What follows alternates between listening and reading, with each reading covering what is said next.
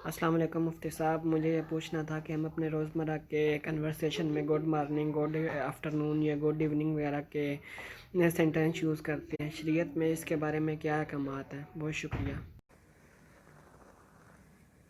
میرے محترم بھائی، آپ نے بہت ہی اچھا سوال کیا ہے۔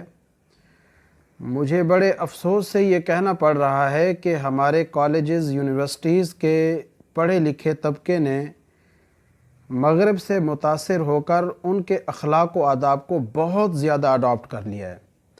حالانکہ میں پورے شرح صدر کے ساتھ یہ کہہ رہا ہوں کہ ہمارے نبی معظم صلی اللہ علیہ وسلم کا عطا کردہ جو اخلاق ہے اور آپ کے عطا کردہ جو آداب ہیں، ان سے بہتر کسی بھی قوم کا کلچر، کسی بھی قوم کے اخلاق و آداب نہیں ہیں،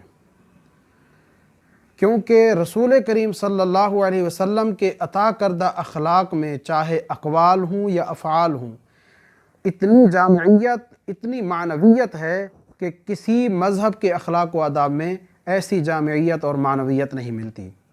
انہی میں سے ایک چیز یہ بھی ہے جو آپ نے پوچھی ہے۔ ہم ملاقات کے وقت اسلام کے مطابق جب ایک دوسرے سے ملتے ہیں تو السلام علیکم ورحمۃ اللہ وبرکاتہ کہتے ہیں، ہمیں یہ تعلیم ہے۔ لیکن افسوس یہ ہے کہ ہمارا نوجوان طبقہ گڈ مارننگ، گڈ آفٹر نون، گڈ ایوننگ، گڈ نائٹ اس طرح کے الفاظ استعمال کرتا ہے۔ ان الفاظ میں اس طرح کی جامعیت نہیں ہے جو جامعیت السلام علیکم ورحمۃ اللہ وبرکاتہ میں ہے، کیونکہ جو ہم سلام کرتے ہیں اس کا مطلب ہے کہ تجھ پر اللہ کی سلامتی ہو، اس کی رحمت ہو، اس کی برکت ہو، اور اس سلامتی، رحمت اور برکت کے لیے کسی وقت کا تعین بھی نہیں ہے۔ ہمیشہ ہمیشہ کے لیے سلامتی ہو، ہمیشہ ہمیشہ کے لیے رحمت ہو، تم پر ہمیشہ ہمیشہ کے لیے اللہ کی برکت ہو۔ جبکہ دوسری طرف کے جو الفاظ کہے جا رہے ہیں اور بہت زیادہ متاثر ہو کر کہے جا رہے ہیں، گڈ مارننگ، تیری صبح اچھی ہو۔ بھئی میری دوپہر کا کیا؟ دوپہر جائے بھاڑ میں، دوپہر ہوگی تو دیکھیں گے، جب دوپہر ہوتی ہے تو اس وقت گڈ آفٹر نون۔ بھئی میری شام کا کیا ہوگا؟ او بھئی شام کو کہیں گے، گڈ ایوننگ شام کو کہہ دیں گے۔ جب گڈ ایوننگ کہتے ہیں تو بھئی اب کیا میری شام تو خیریت سے ہوگی، کیا میری رات بھی خیریت سے ہوگی؟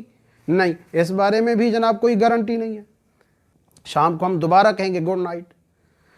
مطلب یہ ہے کہ 24 گھنٹے کے لیے آپ کو 4 طرح کے لفظ بولنے پڑتے ہیں۔ تو کس قدر عجیب لفظ ہیں جو کہ ہمارے نوجوانوں نے، ہمارے پڑھے لکھے طبقے نے اڈاپٹ کر لیے ہیں، اور وہ یہ سمجھتے ہیں کہ ہم جناب شاید کوئی اچھا کام کر رہے ہیں، جبکہ ہمارے نبی معظم صلی اللہ علیہ وسلم کے تعلیم کردہ جو الفاظ ہیں ان کی جامعیت اور ان کی معنویت ایسی ہے کہ ہمیشہ کے لیے سلامتی، ہمیشہ کے لیے رحمت کی اس کے اندر دعا موجود ہے۔ لہٰذا مغربی کلچر کو چھوڑ کر اسلامی اخلاق و آداب اپنانا ہم سب کی ذمہ داری ہے۔ اس کے علاوہ اس پر میں ایک حدیث بھی آپ کو سنا دوں۔ حضرت عمران بن حسین رضی اللہ تعالیٰ عنہ سے روایت ہے، وہ فرماتے ہیں کہ زمانہ جاہلیت میں ہم یہ الفاظ کہا کرتے تھے، انعم اللہ بک عینا، اللہ تعالیٰ تیری آنکھ کو ٹھنڈا کرے، انعم صباحا، صبح بخیر، گڈ مارننگ، ہم یہ الفاظ کہا کرتے تھے۔ یہ حدیث مشکات کے اندر موجود ہے، ابو داؤد سے انہوں نے یہ حدیث لی ہے، یہ حدیث صحیح ہے۔ تو حضرت عمران بن حسین کہتے ہیں ہم بھی زمانہ جاہلیت میں یہی الفاظ کہا کرتے تھے، گڈ مارننگ، انعم صباحا کا معنی یہی ہوتا ہے، گڈ مارننگ۔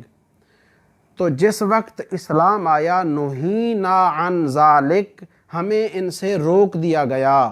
لہٰذا حضور سرور کونین صلی اللہ علیہ وسلم نے جن لفظوں سے روک دیا، آج ہمارا پڑھا لکھا طبقہ انہی لفظوں کو بول کر ملاقات کے وقت انہی لفظوں کو ادا کر کے، انہی لفظوں کے ساتھ ایک دوسرے کو دعا کر کے، ملاقات کر کے فخر محسوس کرتا ہے اور خود کو پڑھا لکھا کہتا ہے، جبکہ دوسری طرف اسلام کا جو ادب ہے وہ ہر قوم کے ادب سے، ہر مذہب کے ادب سے اوپر ہے اور ہر ادب سے بہتر ہے۔ اللہ رب العزت ہم سب کو اسلام کا ادب اپنانے کی، اسلام کے اخلاق اپنانے کی توفیق عطا فرمائے۔